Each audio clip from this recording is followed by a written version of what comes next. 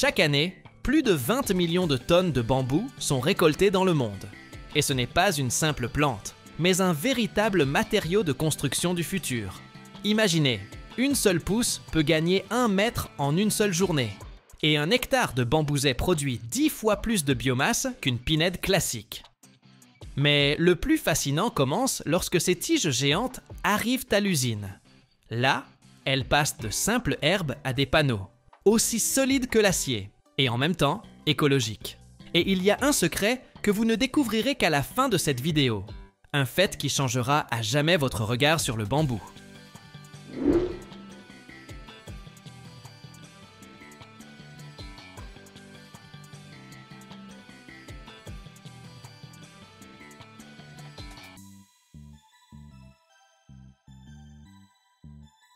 Tout ne commence pas dans un atelier, mais dans les océans verts infinis du sud de la Chine, où pousse le bambou géant Mozo. Imaginez, une jeune pousse peut grandir d'1 mètre en une seule journée. On peut littéralement la voir pousser. En quelques mois, elle atteint sa pleine hauteur de 30 mètres, et au bout de 4 ou 5 ans seulement, elle est prête pour la récolte. Quand les ouvriers arrivent dans la forêt, ils n'utilisent pas d'engins lourds. À l'aide de simples scies, ils coupent les tiges matures, en laissant le système de rhizome intact qui produit immédiatement de nouvelles pousses. C'est comme la tonte d'une pelouse géante, une ressource qui se régénère à l'infini. Les tiges creuses coupées sont débarrassées de leurs branches et transportées à l'usine, où les attend leur première grande transformation.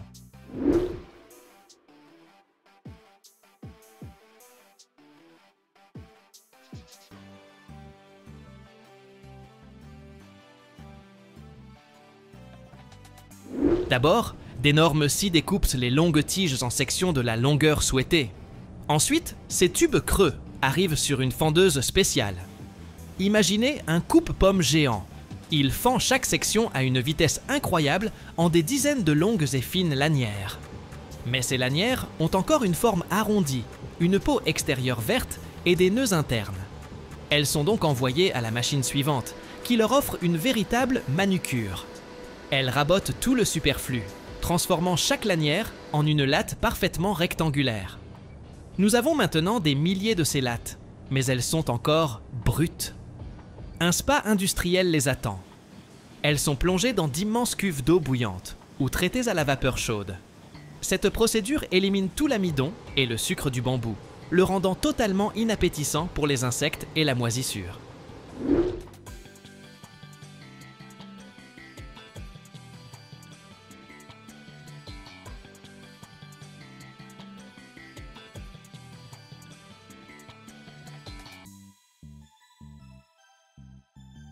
C'est à cette étape que le bambou peut obtenir sa couleur. Si on le traite brièvement, il restera clair, naturel. Mais si on le maintient plus longtemps dans la vapeur chaude, les sucres à l'intérieur se caramélisent et il prend une teinte profonde, chaude et mielleuse. Après ce bain chaud, les lattes parfaitement propres et désucrées sont envoyées dans un four de séchage. Là, à une température contrôlée, elles sèchent lentement jusqu'à atteindre un taux d'humidité de 8 ou 10%. C'est d'une importance capitale pour la stabilité du futur panneau. Nous avons maintenant une matière première idéale et il est temps d'assembler notre gâteau de bambou. Des ouvriers trient méticuleusement les lattes par qualité et couleur. Ensuite, elles avancent sur un convoyeur sous des rouleaux spéciaux qui les enduisent généreusement de colle. Et c'est là que se produit la magie qui déterminera l'aspect du futur panneau. Il existe 2 principales méthodes de disposition. La première, horizontale. Les lattes sont posées à plat, les unes à côté des autres, en une seule couche.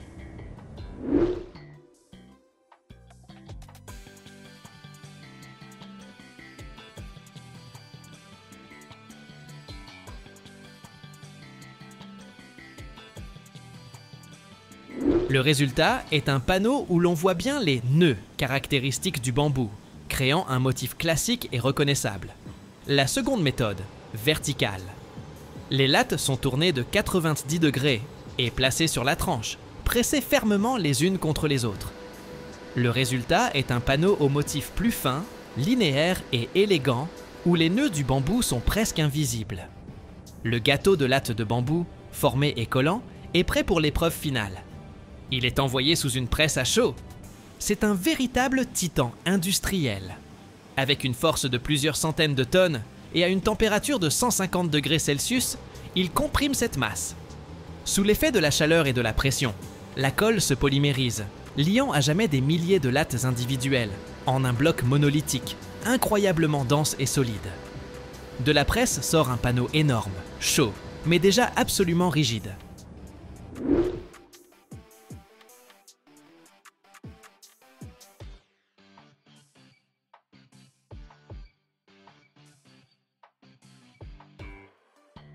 Mais ce n'est pas encore un produit commercial. C'est un produit semi-fini. D'abord, on laisse cet énorme panneau reposer pendant plusieurs jours pour stabiliser les tensions internes. Ensuite, on l'envoie à la découpe. Des scies géantes le découpent en feuilles de dimension standard. Et enfin, c'est l'heure des procédures cosmétiques. Chaque feuille passe par une ponceuse multi-étapes. Une série de bandes abrasives, de la plus grossière à la plus fine, transforme sa surface rugueuse en une surface parfaitement lisse et soyeuse au toucher. L'étape finale est le contrôle qualité. Un inspecteur examine attentivement chaque feuille, vérifiant l'absence de défauts, la précision de la géométrie et la qualité du ponçage. Les feuilles de contreplaqué de bambou fini, parfaitement lisses, sont marquées, emballées et envoyées dans les entrepôts.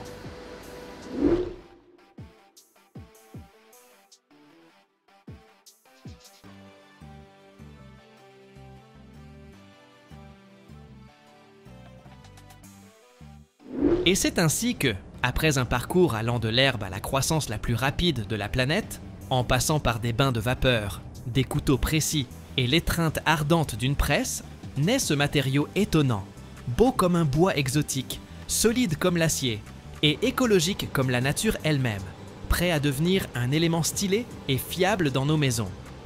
Nous savons déjà que le bambou pousse à une vitesse cosmique. D'un hectare de bambousset, on peut récolter annuellement de 10 à 30 tonnes de biomasse. À titre de comparaison, d'un hectare de pinède, on ne peut obtenir que de 2 à 5 tonnes de bois sur la même période. Cela signifie que pour produire la même quantité de matériaux, il faut 10 fois moins de terre. Les panneaux de bambou existent en différentes épaisseurs, de quelques millimètres à 50 mm pour des plans de travail massifs ou des poutres de construction. Et il y a une nuance intéressante. Un panneau peut être constitué de plusieurs couches. Pour atteindre une stabilité maximale, les fabricants font souvent des panneaux multicouches.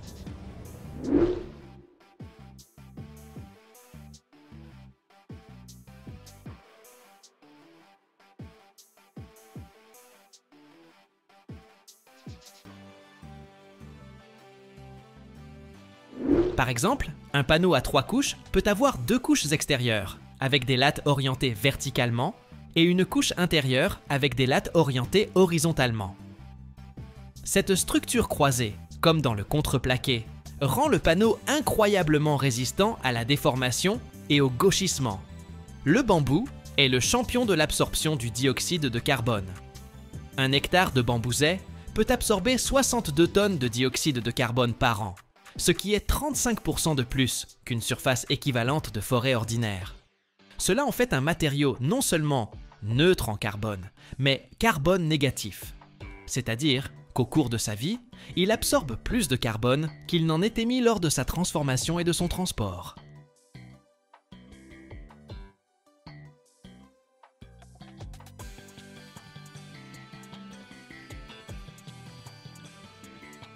Chaque année, une statistique terrifiante persiste dans le monde. Des milliers d'ogives nucléaires restent en état d'alerte. Au sommet de la guerre froide, il y en avait plus de 70 000. Et aujourd'hui, environ 12 500. Cela veut dire qu'en quelques minutes, la planète entière pourrait basculer au bord de la catastrophe. Mais comment, à partir d'une simple pierre, un minerai d'uranium, fabrique-t-on une arme capable d'effacer des villes entières? Que cachent ces usines gigantesques qui consomment autant d'électricité qu'une mégapole? Et pourquoi la production d'une bombe nucléaire n'est-elle pas seulement de la physique, mais surtout une industrie incroyablement chère, complexe et secrète? Reste bien jusqu'à la fin, car tu découvriras un secret que les manuels scolaires ne révèlent jamais.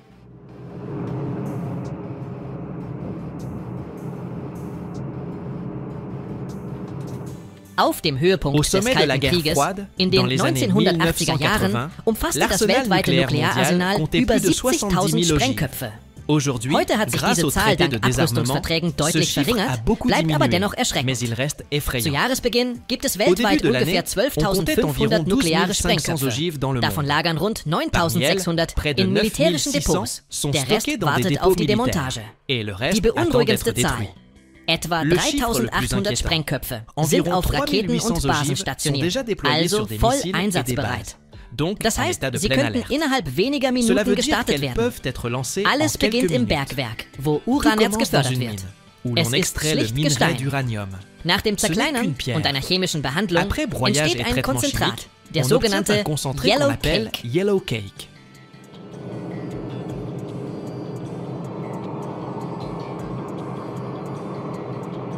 Doch das ist noch nicht einmal der Anfang. In diesem Konzentrat bestehen 99,3% aus gutem, stabilem Uran 238, das sich für Bomben nicht eignet. Und nur 0,7% sind das Problematische, instabile Uran 235, das wir brauchen. Beide sind chemische Zwillinge. Sie verhalten sich praktisch identisch und lassen sich chemisch nicht trennen. Der einzige Unterschied, ein winziger Gewichtsunterschied. Das Atom des Uran 235 ist ein wenig leichter. Um diesen Gewichtsunterschied zu nutzen, muss festes Uran in Gas überführt werden. Man verwandelt es in Uranhexafluorid, eine sehr ätzende und gefährliche Verbindung, die schon bei relativ niedriger Temperatur gasförmig wird. Jetzt beginnt das Schwierigste. Die Anreicherung. Sie findet in einer riesigen Anlage statt, groß wie eine Stadt, bestehend aus tausenden identischen Geräten, die zu einer Kaskade verbunden sind. Das können Gaszentrifugen oder Anlagen zur Gasdiffusion sein.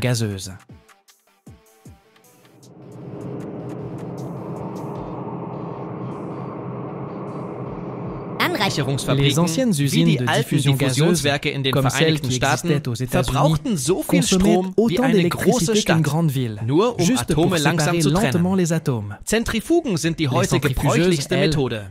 Das sind tausende hohe, schlanke Zylinder, die mit Überschallgeschwindigkeit rotieren. Wird das Gas eingespeist, drückt die Zentrifugalkraft die schwereren Moleküle mit Uran 238 an die Wände, während die etwas leichteren Moleküle mit Uran 235 näher am Zentrum bleiben.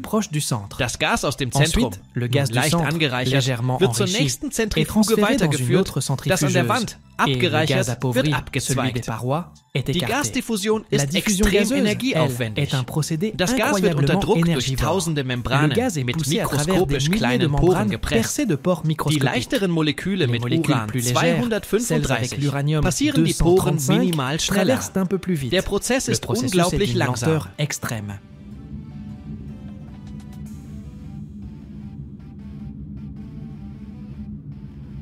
Nach einem einzigen Durchlauf steigt die Konzentration an Uran 235 nur um wenige Hundertstel Prozentpunkte.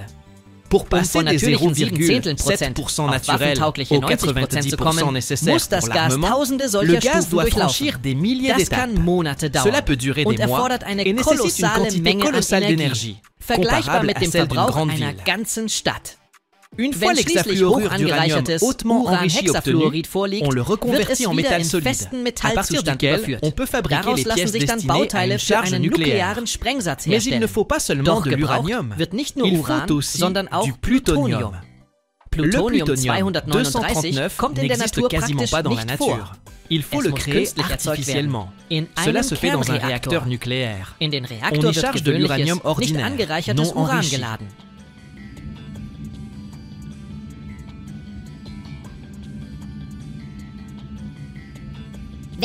Quand le réacteur fonctionne, les neutrons bombardent les atomes d'uranium 238. Certains absorbent un neutron se transformant en uranium 239 instable, qui après plusieurs désintégrations devient du plutonium 239 umwandelt. Au bout d'un certain temps, on retire les barres de combustible du réacteur. Ce sont alors des mélanges infernaux. extrêmement radioactif contenant de l'uranium, du plutonium et d'innombrables produits de fission. Les séparer est un défi colossal. Cela se fait dans une usine radiologique spéciale, derrière d'épaisses parois de béton, avec des bras robotisés. Les barres sont dissoutes dans l'acide, puis grâce à des procédés chimiques complexes, le plutonium est isolé de l'uranium et des autres éléments. C'est une étape extrêmement dangereuse à cause de la radioactivité. Das ist wegen der gewaltigen Strahlung extrem gefährlich.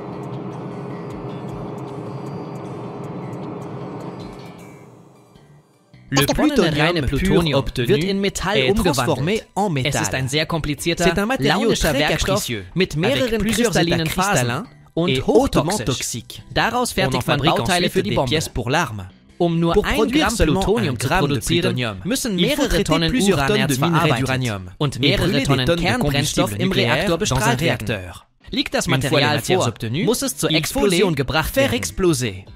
Il existe deux grands concepts. Le type canon. D'un côté, un morceau d'uranium, plus petit que la masse critique. De l'autre, un deuxième morceau, lui aussi sous-critique. Avec des explosifs classiques, on projette l'un sur l'autre. Quand ils se rejoignent, leur masse totale dépasse la masse critique et la réaction en chaîne démarre. Le type implosion est bien plus complexe.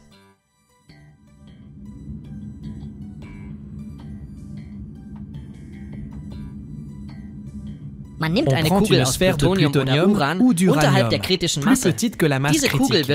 Autour, on place une couche parfaitement symétrique d'explosifs classiques, puis on fait exploser ces charges en même temps, à des dizaines de points, avec une précision de l'ordre de la microseconde. L'onde de choc qui converge vers le centre comprime la sphère avec une force incroyable, augmentant sa densité. Dans cet état comprimé, elle devient surcritique, et la réaction en chaîne démarre. Créer une onde explosive aussi parfaitement symétrique est l'un des défis d'ingénierie les plus extrêmes de toute la conception. Comme tu le vois, fabriquer une bombe nucléaire n'est pas seulement assembler des pièces, mais mettre en place une immense infrastructure industrielle, incroyablement coûteuse et technologiquement avancée, juste pour obtenir les matières fissiles. Cela demande des décennies, des milliards de dollars, des technologies uniques, une énergie colossale et une armée de scientifiques et d'ingénieurs hautement qualifiés. C'est justement cette complexité qui constitue le véritable frein à la prolifération.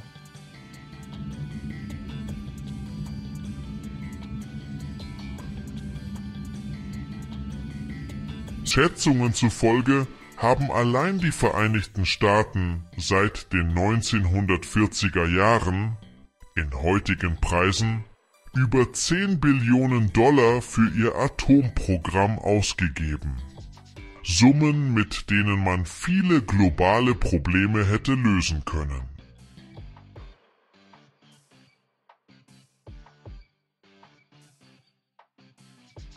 Chaque année, des milliards de mètres carrés de plaquage sont produits dans le monde. Un matériau aussi fin qu'un pétale, qui recèle la force et la beauté de forêts entières. Imaginez, à partir d'une seule grume, on peut obtenir une surface suffisante pour recouvrir un terrain de football. C'est pourquoi cette industrie pèse plus de 40 milliards de dollars par an. Mais que se cache-t-il derrière ce chiffre? Comment un simple arbre passe-t-il par des cures thermales, des tunnels de feu et une rencontre avec des lames aussi tranchantes qu'un scalpel pour devenir un meuble de luxe? Et quelle découverte cachée vous fera voir à jamais cette fine bande de bois d'un autre œil? Regardez attentivement. À la fin, vous découvrirez un secret que presque personne ne soupçonne.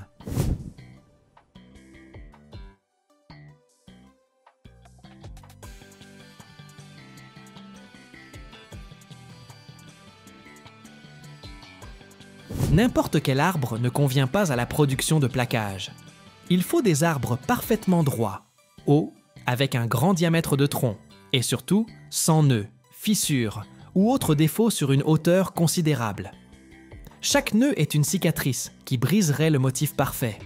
C'est pourquoi, pour le plaquage, on choisit les plus beaux spécimens de chêne, de frêne, d'érable, de noyer, de cerisier et d'autres essences précieuses. Lorsqu'une telle grume parfaite arrive à l'usine, elle n'est pas immédiatement envoyée sous la lame. Elle a rendez-vous dans un spa industriel. Les grumes sont immergées dans d'immenses bassins d'eau chaude ou placées dans des chambres spéciales où l'on injecte de la vapeur chaude. Ce n'est pas pour la propreté. Ce processus, qui dure de quelques heures à plusieurs jours à une température d'environ 100 degrés Celsius, accomplit deux choses importantes. Il ramollit le bois, le rendant plus plastique et plus docile pour la coupe, et il modifie sa couleur, la rendant plus riche et uniforme.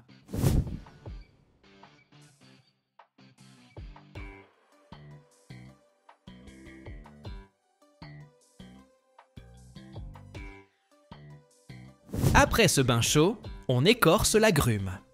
Une machine spéciale retire l'enveloppe extérieure rugueuse, mettant à nu le tronc pur.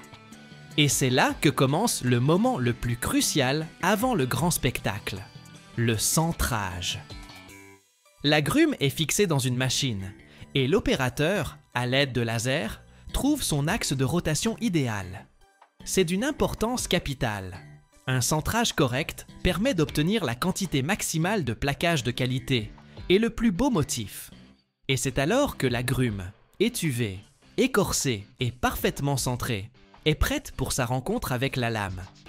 Il existe deux méthodes principales pour transformer une grume en fine feuille, et elles sont radicalement différentes. La première, la plus courante pour la production de masse, s'appelle le déroulage. Imaginez un crayon géant dans un taille-crayon titanesque.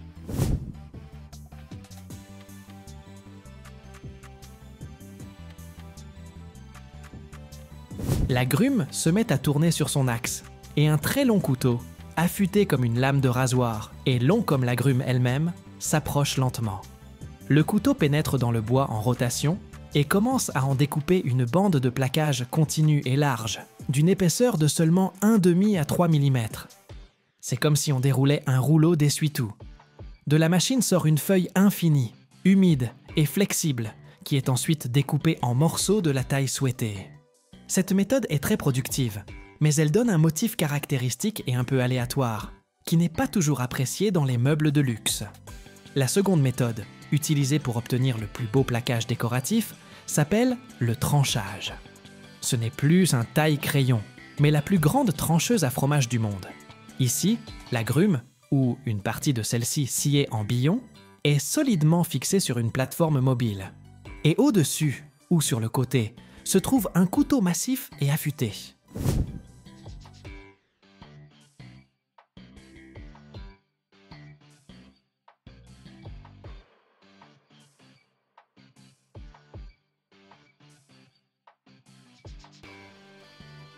La plateforme avec le bois se déplace d'avant en arrière ou de haut en bas, et à chaque passage, le couteau découpe une seule et unique feuille de plaquage, parfaitement plate.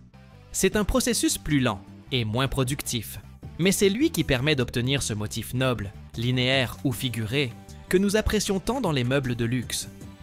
Selon la manière dont la grume a été sciée avant le tranchage, on peut obtenir différents types de motifs. Une coupe sur quartier, radiale, ou sur dos, tangentielle, qui imite le dessin d'une planche massive. Le plaquage fraîchement découpé, quelle que soit la méthode, est appelé verre. Il est très humide, flexible comme du papier mouillé, et se déchire facilement. Il faut le sécher. Les bandes ou feuilles de plaquage sont délicatement acheminées vers une longue chambre de séchage. C'est comme un gigantesque four-tunnel, à l'intérieur duquel le plaquage se déplace lentement sur un convoyeur à rouleau ou à maille. De l'air chaud y circule, enlevant très délicatement et uniformément l'humidité.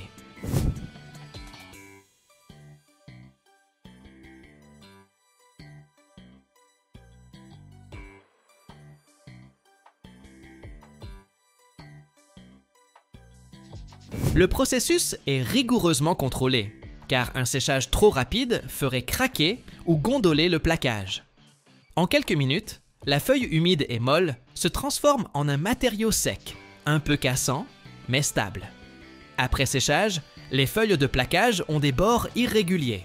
On les empile en haute liasse et on les envoie sous une guillotine géante. Une lame affûtée s'abat avec force et, d'un seul coup, coupe les irrégularités, créant des bords parfaitement droits. Maintenant, les feuilles sont prêtes pour l'étape la plus importante, où ce ne sont plus les machines qui travaillent, mais des personnes à l'œil exercé. C'est le tri. Des spécialistes examinent attentivement chaque feuille, évaluant sa couleur, son motif, la présence de défauts, et les classent en paquets selon leur catégorie. C'est un travail très méticuleux, car c'est de lui que dépendent le prix et la destination du plaquage.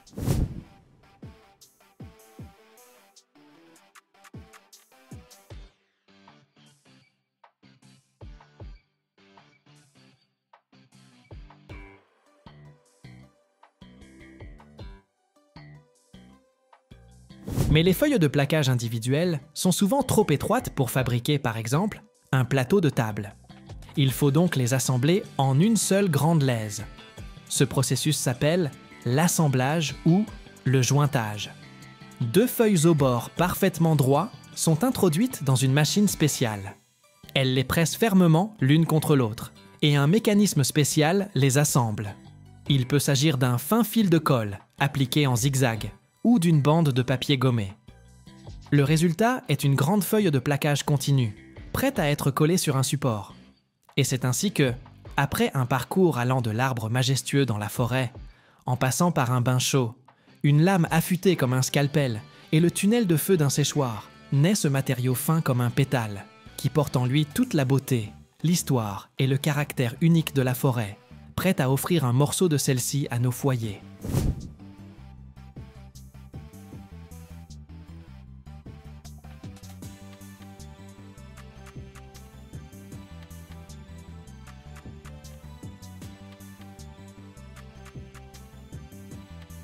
Le marché mondial du plaquage est une industrie gigantesque qui pèse plus de 40 milliards de dollars par an. Mais le chiffre le plus important et le plus vertigineux derrière le plaquage, c'est son rendement. Prenez une grande grume de noyer américain de qualité, longue de plusieurs mètres et d'environ 1 mètre de diamètre.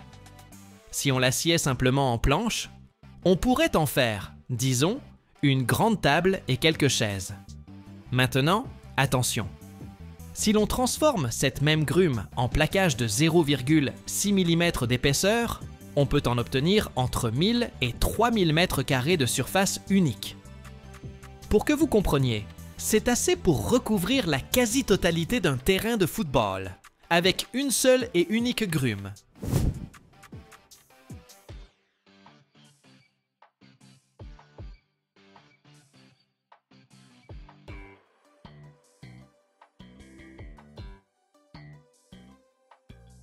L'utilisation du plaquage réduit le besoin d'abattre des arbres d'essence précieuse de 98% par rapport à la fabrication de meubles en bois massif.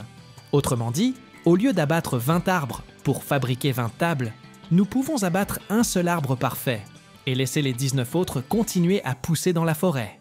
Cela fait du plaquage l'une des manières les plus éco-responsables d'utiliser le bois. Donc, ces milliards de dollars, ce ne sont pas juste de l'argent.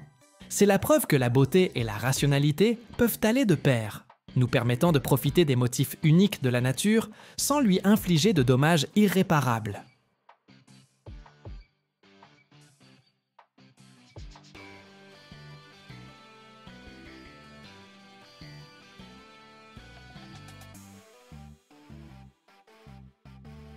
Chaque année, des milliards de dollars sont dépensés dans le monde pour lutter contre la rouille. Réparation de ponts, de parkings et de tunnels que la corrosion déchire littéralement de l'intérieur. Mais il existe un matériau qui change les règles du jeu. Il est 4 fois plus léger que l'acier, 2 fois plus résistant à la traction et ne sait absolument pas ce qu'est la rouille. C'est l'armature en fibre de verre, un nouveau venu qui fait déjà trembler l'acier. Le marché de ce matériau croît de 12% par an. Et aujourd'hui, vous allez voir comment, à partir de centaines de bobines de fils de verre, plus fins qu'un cheveu, et d'un baril de résine, naît le matériau de construction du futur.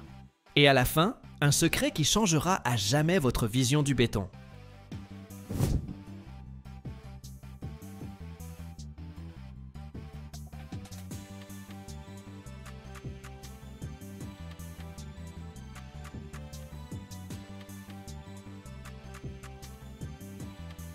Tout commence à une extrémité d'un immense atelier, où se dresse une structure qui qui ressemble à une bibliothèque géante pour fils. C'est ce qu'on appelle un cantre. Sur un mur de plusieurs mètres de haut, sont installées en rangées bien ordonnées des centaines, parfois des milliers, d'énormes bobines. Sur chacune d'elles est enroulé un fil de verre très fin, ou roving. Ce n'est pas le verre de nos fenêtres, c'est une fibre de verre spéciale, produite en faisant fondre du verre et en l'étirant à travers des orifices microscopiques. Le résultat, ce sont des fils plus fins qu'un cheveu humain, mais avec une résistance à la traction incroyable. C'est eux qui seront notre squelette, notre armée intérieure qui donnera à la tige sa résistance folle. De chacune de ces centaines de bobines part un fil distinct, et tous se rassemblent en une seule mèche épaisse et duveteuse. C'est comme si des milliers de ruisseaux se jetaient dans une grande rivière. Cette mèche sèche et blanche, c'est l'âme de la future armature.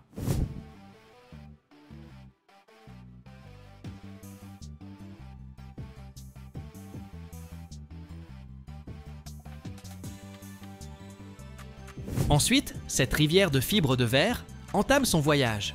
Elle passe à travers un système de guides et de tendeurs. C'est une étape très importante, bien que discrète. Chacun des milliers de fils doit être tendu avec la même force. Si un fil est lâche, tandis qu'un autre est trop tendu, la charge sera répartie de manière inégale dans le produit final, et il perdra de sa résistance. La machine les aligne donc méticuleusement, les préparant pour le moment le plus important, le baptême dans la résine. La mèche de verre sèche est lentement immergée dans un bain rempli d'un liquide épais et collant, semblable à du miel ou du sirop. C'est la résine polymère, notre chair, qui va se développer sur le squelette de verre. C'est un cocktail chimique complexe. La base est généralement une résine polyester, vinylester ou époxy. On y ajoute un durcisseur, un catalyseur qui va déclencher la réaction chimique et forcer le liquide à se transformer en plastique solide.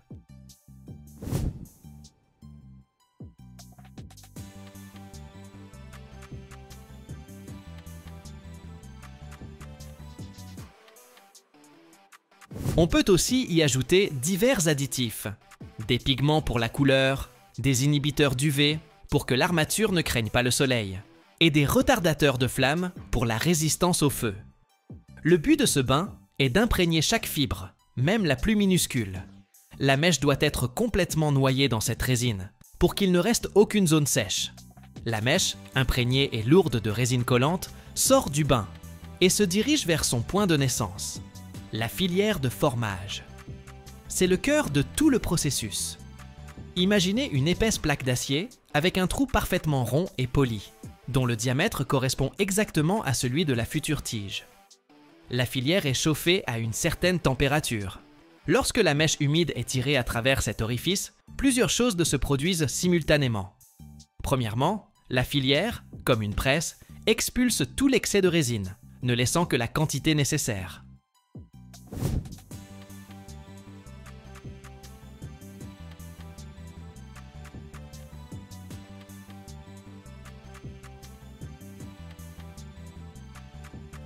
Deuxièmement, elle comprime fermement toutes les fibres de verre ensemble, formant une tige parfaitement ronde. Troisièmement, la chaleur de la filière déclenche la phase initiale de la réaction de durcissement ou polymérisation. La résine commence à se transformer de liquide en gel. À la sortie de la filière, on voit déjà la forme familière de la tige, mais elle est encore molle et vulnérable. Mais comment obtient-elle sa fameuse surface nervurée pour bien s'ancrer dans le béton ? Juste à la sortie de la filière, alors que la tige est encore chaude et molle, on enroule autour d'elle une mèche spéciale de la même fibre de verre. Un fil fin, imprégné de résine, est enroulé en spirale sur la surface de la tige, créant un motif en relief. Parfois, pour une adhérence encore meilleure, on saupoudre du sable de quartz fin sur la surface collante qui se fixe à jamais à la résine. Notre armature a maintenant non seulement de la résistance, mais aussi des dents, avec lesquelles elle s'agrippera au béton.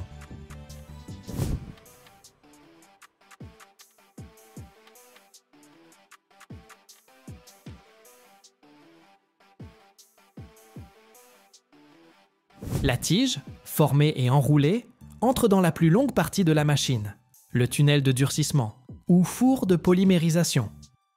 C'est une longue chambre qui peut s'étendre sur des dizaines de pieds, à l'intérieur de laquelle une haute température est maintenue, généralement 400 degrés Fahrenheit.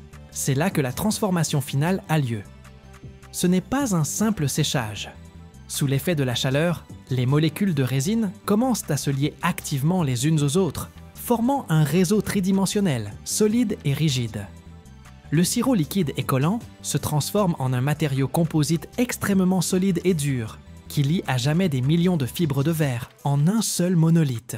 C'est comme la cuisson d'un gâteau. Pendant que la tige se déplace lentement à travers ce tunnel chaud, elle acquiert sa dureté finale, aussi dure que la pierre.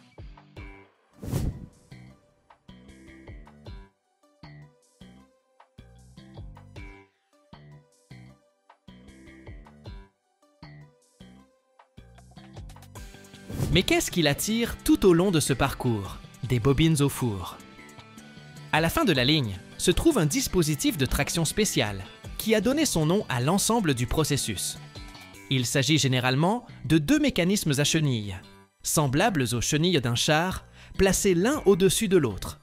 Ils serrent doucement mais très fermement la tige déjà finie et durent avec leurs patins en caoutchouc et la tirent vers eux à une vitesse constante et précisément calibrée. Ce sont eux qui créent la force qui tire la fibre de verre à travers le bain de résine, la filière de formage et le four. La vitesse de ce mouvement est l'un des paramètres les plus importants qui contrôlent la qualité du produit final. Et voilà, de l'autre côté de ce long convoyeur, apparaît une tige de fibre de verre infinie, parfaitement droite, dure et chaude.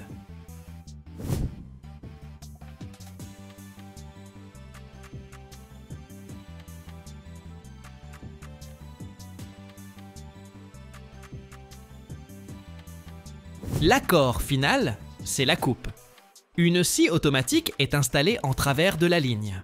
Elle se synchronise avec la vitesse de déplacement de la tige, effectue au bon moment un mouvement rapide vers l'avant et, avec un zest sec, coupe un morceau de longueur standard, par exemple 20 ou 40 pieds, de la bande infinie. Puis, elle retourne à sa position de départ, attendant que la section suivante arrive.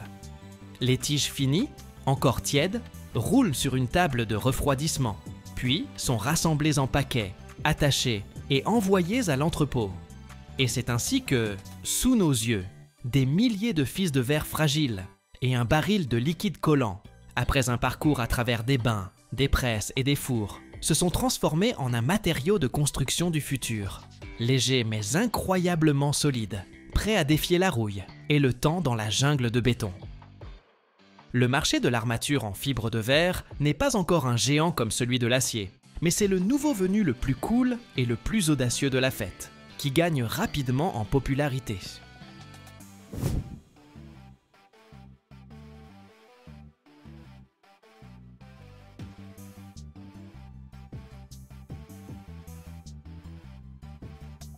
Le marché mondial de ce matériau est déjà évalué à des centaines de millions de dollars. Et les prévisions sont tout simplement folles. On s'attend à ce qu'il croisse de 10 à 12% par an. Cela signifie que de plus en plus d'ingénieurs et d'architectes regardent l'acier rouillé et se disent « Mec, on peut faire mieux ». Et maintenant, parlons des principaux atouts qui font que l'armature en acier fume nerveusement dans son coin. Le premier et le plus évident, le poids. L'armature en fibre de verre est environ 4 fois plus légère que l'acier à diamètre égal. Ça a l'air ennuyeux? Maintenant, imaginez ça dans la vie réelle. Imaginez un camion transportant de l'armature sur un chantier. Il peut transporter 4 fois plus de longueur d'armature en fibre de verre, en un seul voyage, que d'armature en acier, car il est limité par le poids. Ou, pour la même quantité, il faudra 4 fois moins de voyages, ce qui économise du carburant et du temps.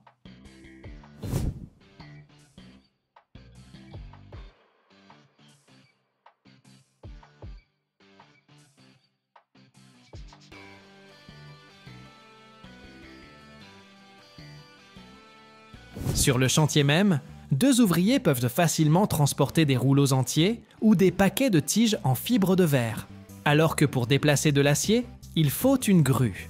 C'est une économie colossale sur la logistique et la main-d'œuvre. Deuxièmement, la résistance. Et là, la fibre de verre monte sur le ring et met l'acier KO au premier round. Sa résistance à la traction est environ 2 fois supérieure à celle de l'armature en acier standard. Pour que vous compreniez, pour rompre une tige en fibre de verre, il faut appliquer 2 fois plus d'efforts que pour une tige en acier de même diamètre.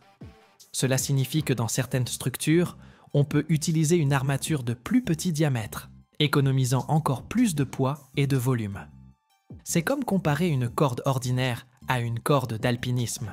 Pour une épaisseur moindre, elle supporte des charges beaucoup plus importantes.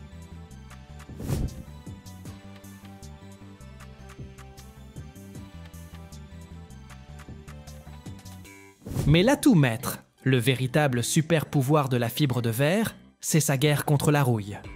Le principal ennemi de toute structure en béton armé, des ponts au parking, ce n'est pas la charge, c'est la rouille. L'eau et les sels s'infiltrent à travers les micro-fissures du béton, atteignent l'armature en acier, et elle commence à rouiller. La rouille augmente de volume et fait littéralement éclater le béton de l'intérieur. Chaque année, les États-Unis dépensent des milliards de dollars pour réparer les ponts, les parkings, les quais et les tunnels détruits par la corrosion de l'armature. Et la fibre de verre? Elle se moque éperdument de la rouille. Elle est chimiquement inerte. L'eau, le sel, les acides et les bases lui sont complètement indifférents. Cela signifie que la durée de vie de la structure augmente de façon spectaculaire. Une structure en béton armé d'acier est conçue pour plus de 50 ans.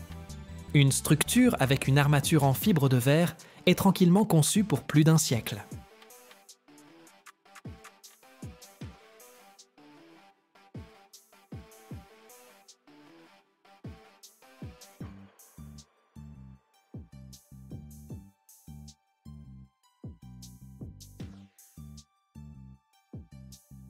Chaque année, plus de 27 milliards de pieds carrés de plaques de plâtre sont produits dans le monde. Un chiffre si incroyable qu'il dépasse l'entendement. Imaginez, cette quantité suffirait à construire une route de la Terre à la Lune, et presque jusqu'au retour. Mais derrière ces chiffres bruts se cache l'histoire non seulement d'un matériau de construction, mais aussi d'une économie, de villes entières qui grandissent au rythme de la demande. Comment? À partir d'une pierre grise extraite du sous-sol, naît le mur lisse de votre maison. Et surtout, quel processus secret rend ce matériau si unique? Si vous regardez jusqu'à la fin, vous découvrirez ce que la plupart des gens ne soupçonnaient même pas.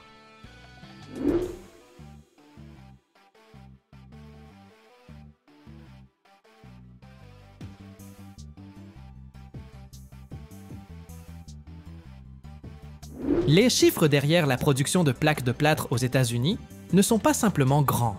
Ils sont astronomiques. Et ils racontent l'histoire de la manière dont un pays construit, rénove et respire.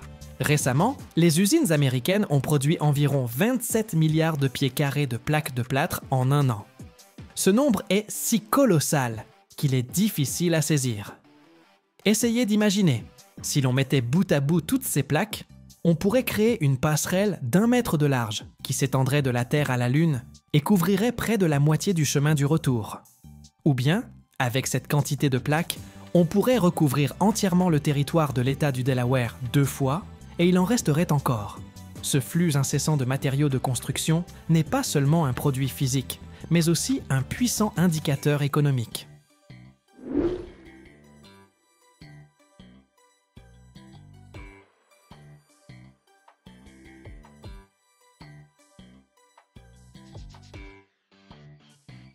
Le marché de ces plaques aux États-Unis est évalué à des dizaines de milliards de dollars, reflétant non seulement le coût du matériau lui-même, mais aussi des milliers d'emplois dans les mines et les usines, dans la logistique et la construction. Tout ne commence pas dans l'atelier, mais bien avant, dans une carrière, où l'on extrait le gypse. C'est un minéral naturel, une roche qui s'est formée il y a des millions d'années, à partir de mers préhistoriques. Il peut être blanc, grisâtre, parfois avec des veines rosées. D'énormes excavatrices mordent dans les gisements de gypse et chargent des tombereaux de blocs de cette pierre.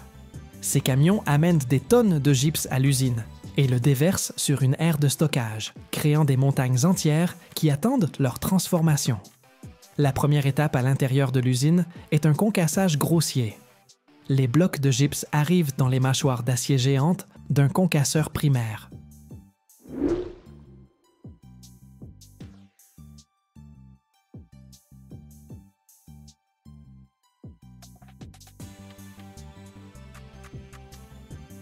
Dans un vacarme et un grincement assourdissant, la machine brise les grosses pierres en plus petits morceaux, de la taille d'un poing. Ce n'est que le début. Ensuite, ce gypse concassé est acheminé par un convoyeur vers des broyeurs secondaires.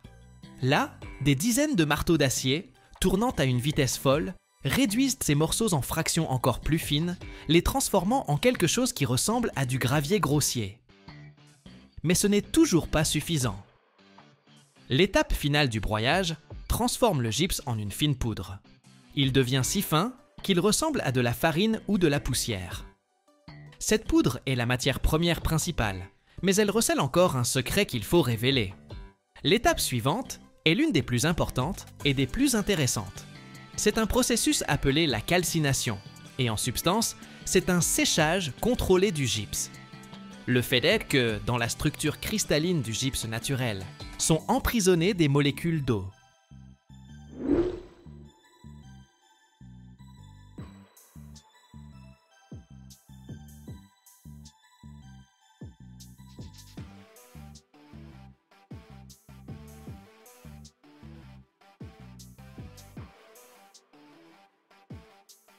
Pour que la plaque de plâtre puisse durcir, il faut temporairement chasser cette eau.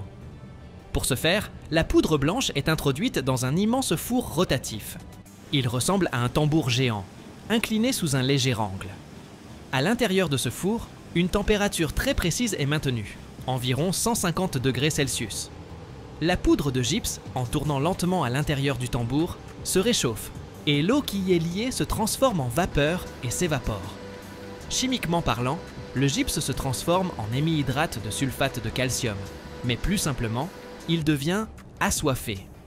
Maintenant, cette poudre, que l'on appelle déjà plâtre de construction ou stuc, possède une propriété unique. Si on y ajoute à nouveau de l'eau, il l'absorbera avec avidité et se retransformera en une roche de gypse solide. C'est cette propriété qui est à la base de toute la production. La poudre chaude obtenue est refroidie et stockée dans de gigantesques silos, semblables à des tours, d'où elle sera acheminée vers la ligne de production principale.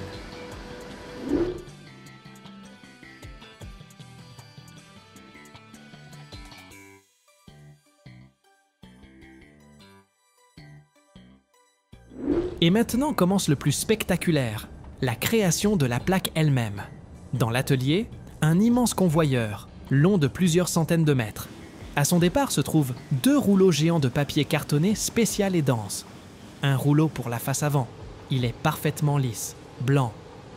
L'autre pour le dos, il peut être un peu plus foncé, grisâtre.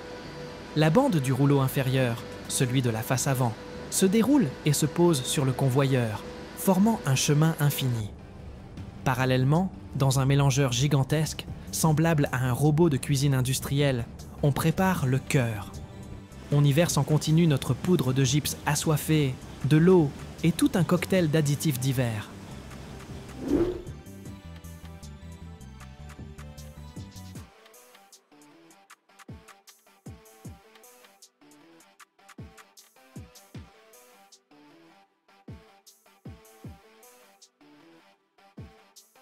Chaque additif joue son rôle. Les agents moussants rendent la masse de gypse plus légère et plus poreuse, comme de la crème fouettée, pour réduire le poids de la plaque. Les plastifiants rendent le mélange plus fluide pour qu'il s'étale uniformément. Les accélérateurs ou les retardateurs permettent aux ingénieurs de contrôler parfaitement le temps de prise du gypse. L'amidon aide le cœur de gypse à mieux coller à l'enveloppe en papier. La fibre de verre ajoute de la résistance. Ce mélange, appelé la gâchée, ressemble à une bouillie grise épaisse. Il est déversé en un flux continu, directement sur la bande de papier, qui se déplace sur le convoyeur. Des dispositifs spéciaux répartissent uniformément cette masse sur toute la largeur du papier. Les bords de la feuille de papier inférieure sont délicatement repliés vers le haut, formant les rebords de la future plaque. Et à ce moment, on la recouvre par le dessus, avec la deuxième bande de papier, celle du rouleau arrière, comme un couvercle. On obtient un sandwich infini et parfaitement plat. Papier, masse de gypse, papier.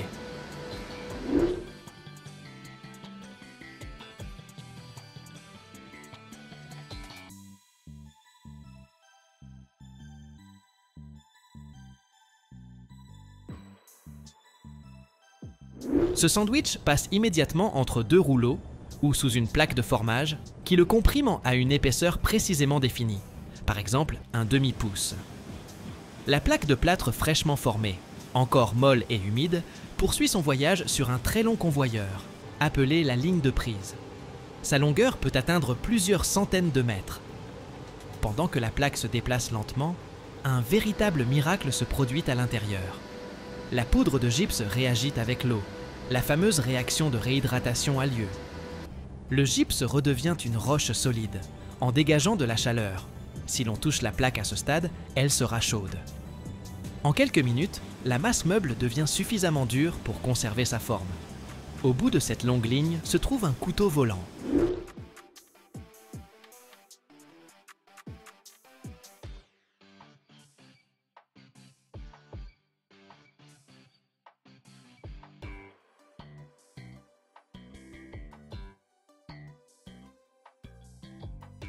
C'est une lame immense qui se déplace en synchronisation avec la bande et, au bon moment, effectue une coupe rapide et précise, découpant le sandwich infini en plaques de longueur standard, par exemple 8 ou 12 pieds. Cela se produit si rapidement que le convoyeur ne s'arrête pas une seule seconde. Les plaques découpées sont maintenant dures, mais encore très humides. Elles contiennent un excès d'eau qui n'a pas participé à la réaction chimique. Il faut l'éliminer. Un dispositif spécial retourne donc les plaques et les achemine vers la plus grande structure de l'usine, un séchoir multi-étages. C'est un labyrinthe gigantesque, composé de plusieurs niveaux, chacun étant un convoyeur. Les plaques de plâtre se déplacent lentement sur ces niveaux, d'avant en arrière, parcourant plusieurs centaines de mètres à l'intérieur de ce four immense.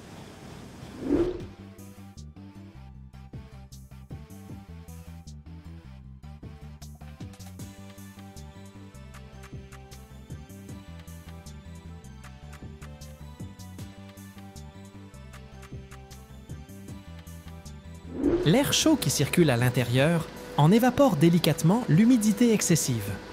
La température y est contrôlée très rigoureusement. Il ne faut éliminer que l'eau libre sans endommager la structure cristalline du gypse lui-même. Ce processus peut durer environ 1 heure. À la sortie du séchoir apparaît le produit que nous connaissons bien, une plaque de plâtre parfaitement sèche, légère et solide. Mais ce n'est pas encore la fin. L'étape finale est la finition. 2 plaques finies sont empilées face contre face. Leurs bords sont parfaitement coupés pour être droits et nets. Sur la tranche est collée une bande de papier avec les informations sur le fabricant et le type de produit. Ensuite, des manipulateurs robotisés, avec une précision et une grâce surhumaines, soulèvent les plaques finies et les empilent en piles parfaitement droites sur des palettes. Chaque pile est enveloppée d'un film de protection, marqué et envoyé à l'entrepôt.